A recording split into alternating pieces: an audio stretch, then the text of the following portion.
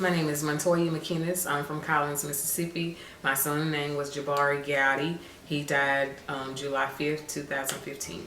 That morning, it was July 4th. He was excited. His godmother was having a pool party at her house, and we were coming to Jackson to be with my family. So he wants to stay there to be at the pool party. So we left him in Collins, and we came to Jackson.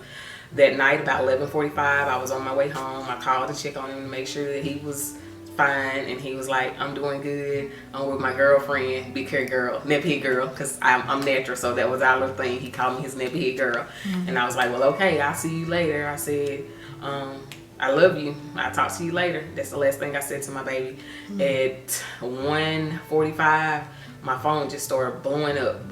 Facebook was dinging, and I'm like, what is going on? I didn't even think to check Facebook at that moment.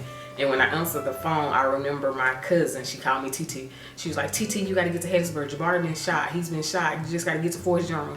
And all I could think about, I didn't put on any, I put on a t-shirt and some shorts and some flip-flops. And I was like, baby, get up. We got to go. And the whole time we driving down 49, I'm praying and I'm saying, God, please let my baby be okay. Please let my baby be okay.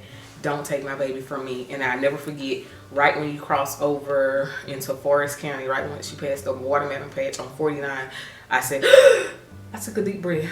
And I looked at my husband and I said, he's gone. He said, baby, don't say that. Don't say that. I said, my baby is gone. I just took his last breath. He's gone. I said, don't stop. Don't stop.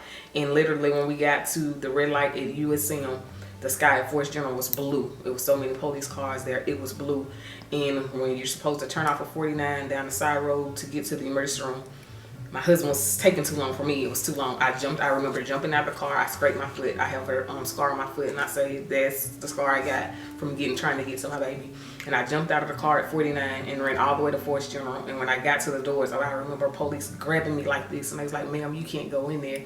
And I was like, that's my son. That's my son. And all his friends started hollering, you gotta let her in. That's her mom. That's his mom.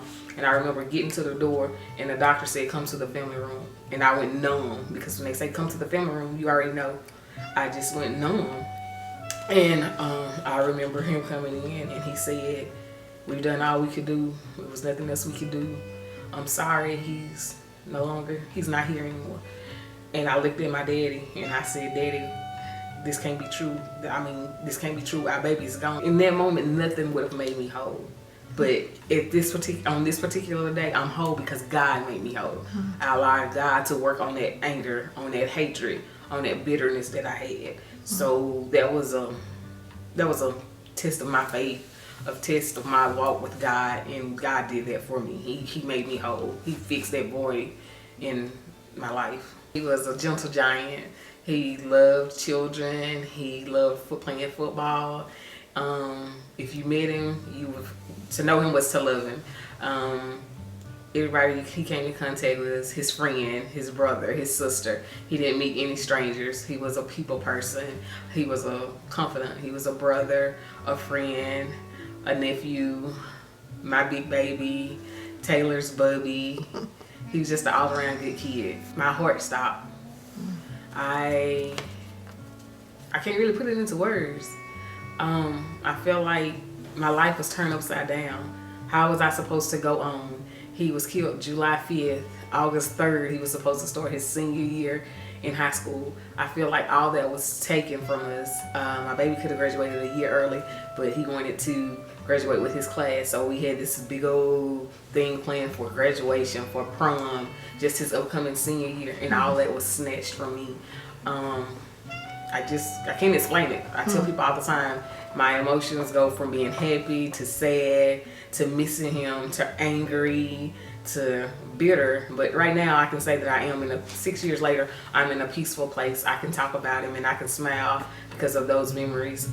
Nobody can take those memories away from me. I always have them.